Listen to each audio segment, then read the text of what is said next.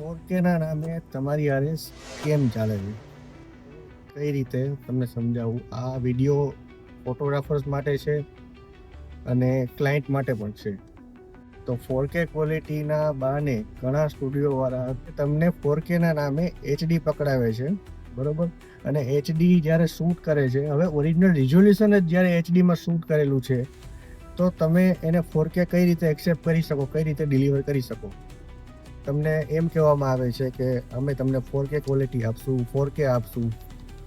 પણ 4K ખાલી કહેવાથી 4K નથી થઈ જતું. 4K નું એક રિઝોલ્યુશન હોય છે, HD નું અલગ રિઝોલ્યુશન હોય છે. આ બધી ક્લાયન્ટને ખબર નથી પડતી, એટલે ક્લાયન્ટ બધાય બેવકૂફ બની જાય છે. હવે તમને કોઈ સ્ટુડિયોવાળો એમ કહે કે અમે તમને 4K આપશું, તો તમે એકવાર એની સાથે ચર્ચા કરો કે ભાઈ 4K મને ઓરિજિનલ ક્વોલિટી મળશે. જ્યારે તમારી પાસે રો ડેટા આવે ત્યારે તમે ચેક કરી શકો છો. ઘણા એવા છે કે ભાઈ HD શૂટ કરીને કે ખાલી રેન્ડર કરીને તમને પકડાવી દે છે. આ સ્કેમ બહુ બધા કરે છે અને ઘણી જગ્યાએ ચાલે છે. 4K નો એડિટિંગનો ચાર્જ પણ અલગ થાય છે કે સેમ પ્રાઇસમાં નથી થતું. તમારે જ્યારે 4K શૂટ કરાવવું છે, ઓરિજિનલ 4K ક્વોલિટી જોઈ છે, તો તમારે એનો ચાર્જ ચૂકવવો જ પડશે.